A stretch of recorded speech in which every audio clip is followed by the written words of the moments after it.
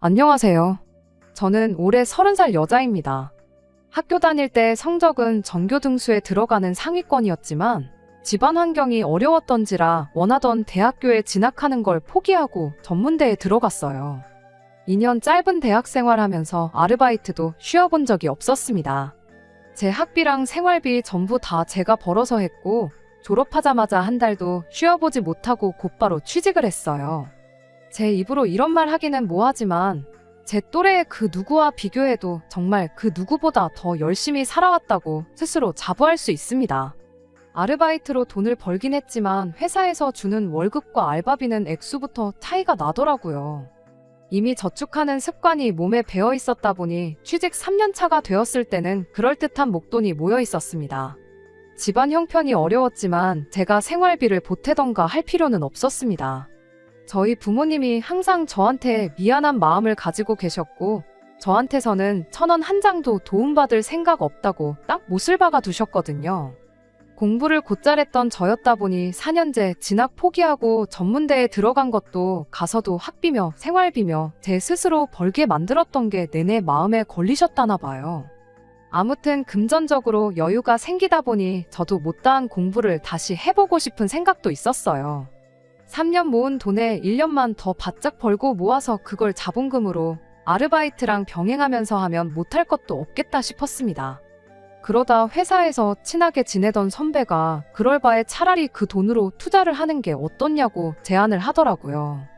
제가 회사에서 평판도 좋고 하니 4년 더 공부해서 새 직장 찾아가는 것보다 경력을 이어가는 편이 더 나을 거라면서요. 여러모로 고민을 해봤는데 결국 선배의 제안에 따르기로 했습니다. 제가 4년제를 졸업했다고 쳐도 지금보다 더 조건이 좋은 직장을 갖게 되리란 보장은 없었으니까요. 그 뒤로 그 직장 선배와 퇴근 후에 여기저기 강연 같은 걸 들으러 다니곤 했는데 그때 부동산에 관심이 생겨서 그쪽으로 열심히 공부했고 반년 뒤에는 아파트를 하나 매매하게 되었습니다. 제가 모아놓은 돈만 가지고는 모자라 대출을 받아야 했는데 처음에는 그런 큰 빚이 생긴다는 게 부담이 되긴 했지만 저축하고 돈 모으는 것만큼 자신 있는 게 또 없었다 보니 결국 큰 결심을 내렸고 26살에 내 집 마련을 할 수 있었습니다. 서울 외곽에 지은 지도 엄청 오래된 구축 아파트였는데 얼마 지나지 않아서 재개발호재도 터지고 하면서 운 좋게 큰 이득을 보게 되었습니다. 자신감이 생기니까 좀 더 공격적으로 투자를 해보고 싶은 욕심이 생기더라고요. 저랑 같이 투자를 시작했던 선배도 같은 아파트를 매매했었죠. 저는 당장 이 집을 팔아서 더 공격적으로 투자를 하겠다고 했는데 선배는 소 뒷걸음에 쥐잡은 격 아니겠냐며 저를 말렸었죠. 그 조언을 듣지 않고 저는 곧바로 아파트를 팔아버렸고 그 뒤로는 소액일지라도 가치가 있는 투자라고 생각되면 잃어봐야 본전이다라는 생각으로 여기저기에 투자를 하기 시작했습니다. 큰 돈을 벌었지만 직장은 계속 다니고 있었고 돈 벌었다고 자만하지 않고 첫 월급 받고 펑펑 울었던 그때를 생각하며 여전히 월급의 대부분을 저축해서 모이는 족족이 재테크를 했습니다. 그랬더니 어느 순간 제 통장에 5억이라는 큰 돈이 만들어져 있었습니다. 아쉬운 게 있다면 맨 처음 매매했던 아파트 그 집이 확인해보니 지금 시세가 6억이더라고요. 사실상 아무것도 안 하고 쥐고만 있던 선배랑 4년 동안 죽을 똥 살 똥 맘 졸려가며 돈 꿀리던 저랑 비교하면 결과물은 똑같은 거나 마찬가지죠. 하지만 그동안의 경험이 다 피와 살이 되었을 테고 앞으로의 제 인생에 큰 밑거름이 될 거라고 생각하면 같은 5억이라고 해도 그 가치가 다르다고 생각하고 있습니다. 제 지루한 인생 이야기가 너무 길었네요. 사실 여기에 사연을 보내게 된 이유는 결혼까지 생각했던 남자친구 때문입니다. 남자친구는 저한테 투자를 제안했던 직장 선배의 소개로 처음 만나게 되었어요. 4년제 대학을 졸업했고 대기업까지는 아니지만 알만한 사람은 다 아는 회사 다니고 있고요. 26에 시작한 연애였다 보니 결혼을 전제로 시작한 연애는 아니었습니다. 성격적인 부분이나 여러모로 맞는 게 많아서 계속 연애를 해오다 보니 어느덧 제 나이는 30이 되었고 남자친구는 33살이 되었지요. 만나온 기간이 길다 보니 결혼 이야기가 나와도 진작에 나왔어야 할 나이였는데 몇 달 전까지는 둘 사이에 그런 이야기를 주고받은 적이 한 번도 없었습니다. 애초에 남자친구가 연애 초반 때부터 자기는 딱히 결혼 생각이 없다고 말을 했었거든요. 나이 한 40쯤 돼서 그때 가서 결혼이 필요하겠다는 생각이 들면 그때 해도 늦지 않다는 식으로 입버릇처럼 말을 했어요. 남자는 혼자 벌어서 혼자 쓰면 월급 200만 원만 벌어도 하고 싶은 거 다 하고 살 수 있는데 결혼하면 그게 안 된다는 걸 가장 큰 이유로 들었었어요. 남자친구가 그 말을 꺼냈던 당시에도 저 역시 결혼 생각이 없던 건 마찬가지였다 보니 그런 남자친구를 크게 신경 쓰지 않았습니다. 저도 그때 당시에는 재테크 공부하면서 조금씩 투자한 내 돈이 불어나는 걸 보는 것만큼 재미있는 게 또 없었기도 했고요. 그러다 몇 달 전 결혼 생각이 없다고 노래를 부르던 남자친구가 뜬금없이 이제는 정착해서 살고 싶다며 결혼 이야기를 먼저 꺼내왔습니다. 아무래도 만나온 기간이 길었다 보니 둘 다 결혼을 전제로 하던 연애가 아니었음에도 불구하고 남자친구의 그 말 한마디가 나온 뒤부터는 자연스럽게 오가게 되었어요. 사람 생각이라는 게 언제든지 바뀔 수 있는 거라고 생각했으니까요. 남자친구도 살다 보니 생각이 바뀌었구나 싶었을 뿐이었습니다. 이러나 저러나 4년 넘게 만나왔고 만나는 동안 크게 속썩이거나 했던 적도 없던 사람이니 결혼하게 되면 당연히 연애할 때랑 똑같이 무난하고 행복하게 잘 살 수 있을 거라고 생각해서 남자친구의 청혼을 받아들였습니다. 본격적으로 결혼 이야기가 오가던 와중에 남자친구네 집안 형편도 저희 집과 다를 것 없이 어려운 사정이라는 걸 알게 되었습니다. 남자친구는 홀어머니 밑에서 여동생이랑 같이 살고 있었습니다. 아버지는 돌아가신 건 아니고 어릴 적에 연락이 두절돼서 여태껏 생사도 모르고 지내고 있다는 사실을 알려줬어요. 제가 학업을 포기하고 돈을 벌기 위해 전문대를 선택했을 때 남자친구는 어려운 형편의 빚을 지는 걸 감안해서라도 4년제 대학을 진학해서 좋은 회사를 목표했던 거였죠. 누가 맞고 누가 틀리고를 운운하는 건 절대 아닙니다. 어쨌든 남자친구는 목표했던 대로 좋은 회사 들어가는데 성공했고 남 부러울 것 없는 높은 연봉 받으며 혼자 잘 살고 있었으니까요. 제가 재테크로 큰 돈을 벌지 못했다면 당연히 4년제 대학을 포기한 제 인생을 후회하고 있을지도 모르는 일이었을 거라 생각했고 어려운 집안 형편에도 보란듯이 잘 살고 있는 저희 두 사람이 결혼을 하면 분명히 더 잘 살 수 있겠구나 막연하게 그렇게 생각을 하기도 했습니다. 그런데 충격적인 사실을 하나 알게 되었습니다. 앞자리 숫자가 두 자리나 다를 정도로 차이나던 남자친구의 연봉이 사실은 실속이 하나도 없는 숫자에 불과하다는 사실을 말이죠. 연봉을 저한테 속였던 건 아니었어요. 까놓고 보니 모아놓은 돈이 거의 없다시피 한 상황이었거든요. 회사는 저를 만나기 전부터 다니고 있었고 연애도 4년을 함께 해왔는데 그 긴 시간 동안 1년에 1,000만 원도 저금을 안 했더라고요. 어쩌다 그 큰 돈을 연봉으로 받으면서 돈 한 푼 제대로 못 모았나 싶었는데 남자친구가 집안에 대들보 노릇을 하느라 그랬다는 사실을 알게 된 거예요. 학교 들어가면서 공부하는 동안 생긴 빚 갚는데 일부분, 그리고 새가족 생활비에 여동생 학비까지 전부 남자친구가 취직한 이래로 남자친구 주머니에서 나가고 있던 상황이었더라고요. 돈이 모일래야 모일 수 없는 상황이었죠. 지금 다시 생각해보면 남자친구가 결혼은 40 넘어서 하고 싶다고 했던 말이 아무래도 이런 자기 처지를 누구보다 잘 알고 있었기에 꺼냈던 말이 아닐까 싶습니다. 그 사실을 안 뒤로부터는 결혼이 현실이라는 말이 와닿기 시작했어요. 지금이야 시간을 돌릴 수만 있다면 이때 이 사실을 알게 되었을 때 시원하게 결혼 이야기도 없던 걸로 하고 그만 만나자고 했을 테지만 그때 당시에는 4년 연애한 시간도 시간이고 모아놓은 돈이 없다고 해서 청혼 받아들인 지 한 달도 안 돼서 결혼을 무르자고 말을 꺼낼 자신도 없었지요. 그저 긍정적인 부분만 생각하는 거 말곤 말이에요. 더군다나 제가 여태껏 모아놓은 돈에 대해서는 남자친구한테 단 한 번도 말을 꺼낸 적이 없었다 보니 나보다 모아놓은 돈이 없다는 이유만 가지고 결혼을 무르자고 할 수도 없던 상황이기도 했네요. 그래도 긍정적인 방향으로 생각하다 보니 어떻게 잘만 해보면 이 결혼이 무조건 나쁘지 않겠다 하는 생각이 들기도 했습니다. 이러나 저러나 남자친구가 저보다 높은 연봉을 받고 있는 건 사실이었으니까요. 제 돈으로, 제 명의로 집 구해서 신혼살림 차리고 결혼식도 조촐하게 하고 허례허식 생략하고 신혼여행도 가까운 제주도나 일본 정도 다녀오면 결혼 비용도 많이 아낄 수 있겠다는 계산이었어요. 여의치 않으면 신혼여행은 또 안 가버리면 그만이었고요. 생활비는 제 월급으로 어떻게 해보고 남편 월급은 고스란히 저축해서 목돈이 되면 재테크를 하는 식으로 한다면 어쨌든 투자를 할 목돈은 지금보다 훨씬 빠르게 모일 테니 몇 년 뒤면 그 돈도 메꾸지 않겠나 하는 계산이었어요. 긍정적인 것만 생각하자는 건 저뿐만이 아니라 남자친구도 마찬가지였지요.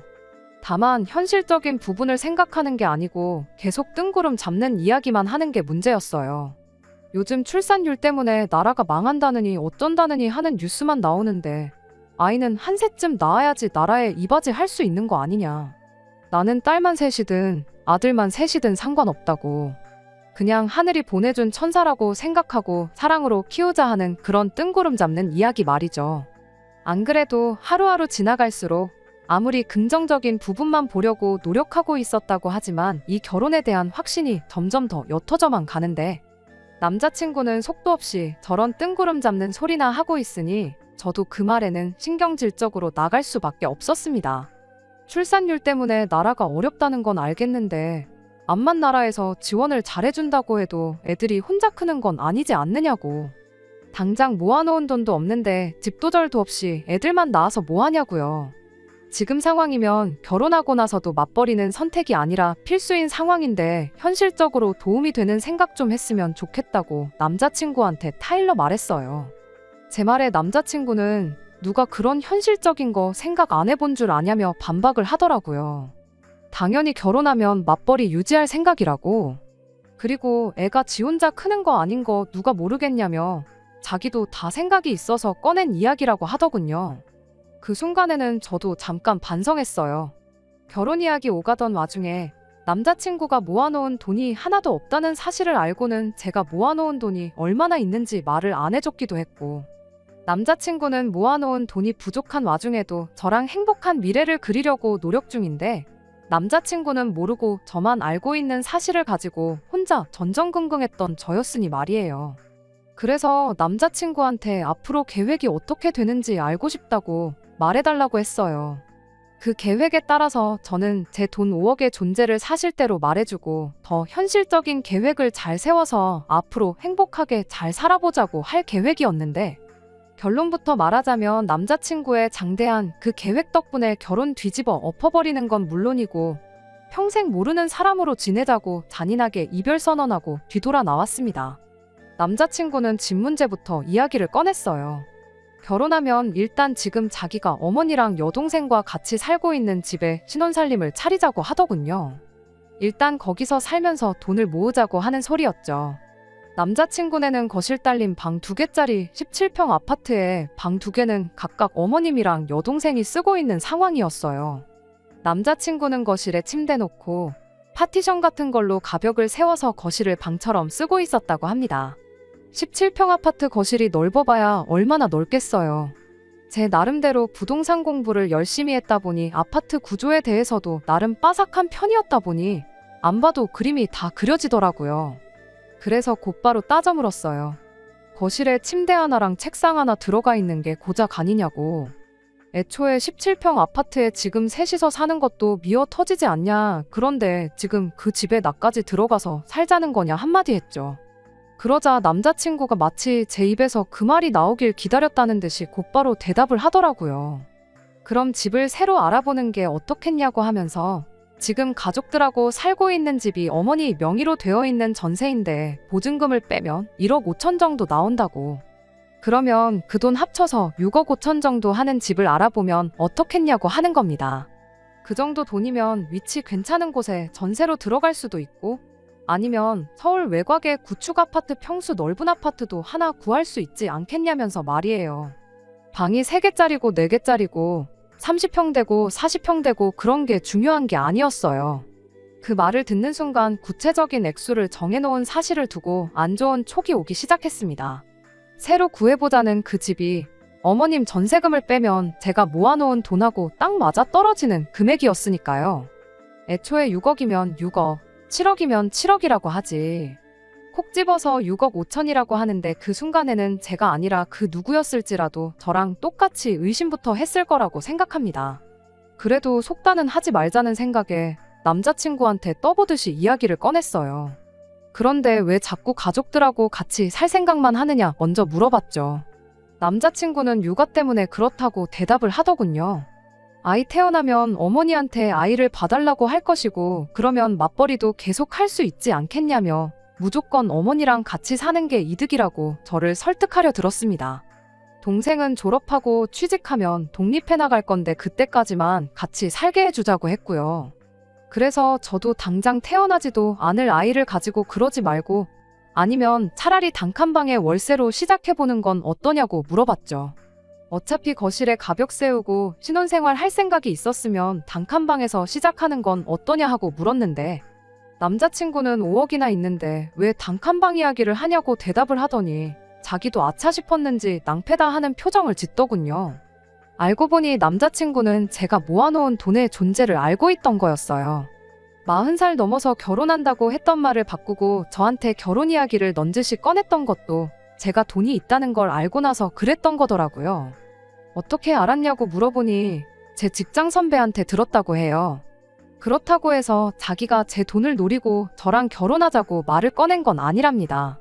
결혼하고 싶다는 생각이 들 때쯤 해서 자기가 모아놓은 돈이고 뭐고 아무것도 없고 집안에 대들보 노릇을 하고 있는 게 마음에 걸렸다고 하더라고요. 그래서 저랑도 잘 알고 자기랑도 친하던 제 직장 선배한테 고민을 털어놓은 적이 있었는데 그때 직장 선배가 제가 돈이 못해도 5억은 있을 거라는 사실을 알려줬다네요. 하지만 제 돈은 제 돈이고 가족들 뒷바라지는 포기할 수 없는 노릇이었으니 나름대로 머리를 썼던 거예요. 17평 아파트에 가벽 세워서 신혼살림 차리자고 했을 때 그걸 좋다구나 하고 그러자고 할 사람이 없을 거잖아요. 거기에 당장 자기가 목돈을 마련할 방법이 없으니 어머니 전세금을 빼서라도 1억 5천이라는 큰 돈을 마련해오겠다고 그 돈 합쳐서 신혼집 구하고 그런 김에 어머니도 여동생도 같이 한 집에 살게 하면서 자기는 자기대로 집안 대들보 노릇을 이어가려고 꺼낸 개수작을 부리고 있었던 거예요. 이 다음은 안 봐도 뻔한 이야기지요. 모아놓은 돈 한 푼도 없이 결혼하는 것도 모자라 내 돈으로 큰 집 구해서 자기 가족들 뒷바라지 하면서 살 계획이나 꾸미고 있던 사람하고 더 길게 이야기할 필요가 뭐가 있겠어요? 나 없이도 집안 대들보 노릇 하면서 가족들 뒷바라지 잘 해줬는데 굳이 나까지 같이 그걸 해줄 필요는 없겠다고.